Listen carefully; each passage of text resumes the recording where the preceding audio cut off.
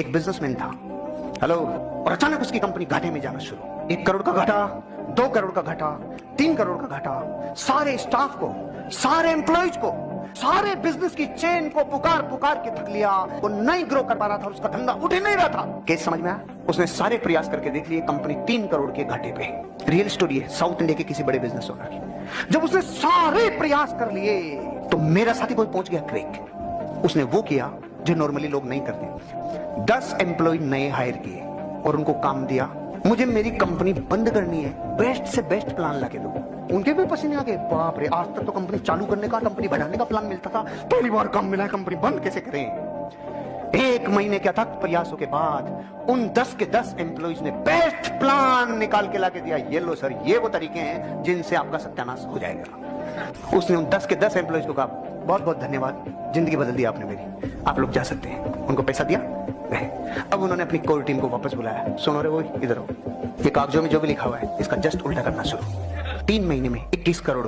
मेरा एक स्टूडेंट है, सिविल सर्वेंट है, सीनियर लेवल पे है, करीब 40 साल का है। उसने आज तक शादी नहीं की। क्या उसकी शादी करने की इच्छा नहीं थी? कोई इच्छा थी, फिर क्यों शादी नहीं की? जब वो 25-26 की उम्र में था, जब वो मेरा विद्यार्थी भी था, एक दिन मेरे पास आके बोला कि सर एक बात करना चाहता हूँ। एकदम रोता हुआ आया, आंखों में आंसू भरे हुए बहुत सारे। अरे क्या हो गया भाई? तो फिर उसने किसी का नाम बताया कि सर वो है मेरी स्टूडेंट थी, जो सर उसके साथ रिलेशनशिप थी, उसने धोखा दिया है मुझे। धीरे धीरे पता नहीं उसके मन में क्या बैठ गया, उसके मन में ये बैठा कि दुनिया की सारी लड़कियां धोखेबाज होती है। और उसके बाद से उसने कम से कम 10 बार कोशिश की, 10 लोगों से मिला, बातचीत की शादी के लिए। हर बार 3-4-5 मीटिंग के बाद वापस हट जाता है। बोलता था कि सर 3-4 मीटिंग के बाद लगता है कि ये भी वैसी ही है।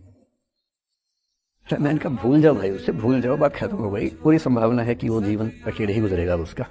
कई बार मन में आया, बहुत गंदा गंदा ख्याल आया, भाग जाते हैं, मर जाते हैं, सब आता था। क्यों नहीं आता? इंसान बस बदला लेने का मेरे अंदर एक अलग थी। जो भी रिश्तेदार मेरे माँ बाप को बोल के गया है, जो भी इंसान मुझे छोड़ के गया है, मेरे अंदर यार बहुत ज्यादा ईगो था।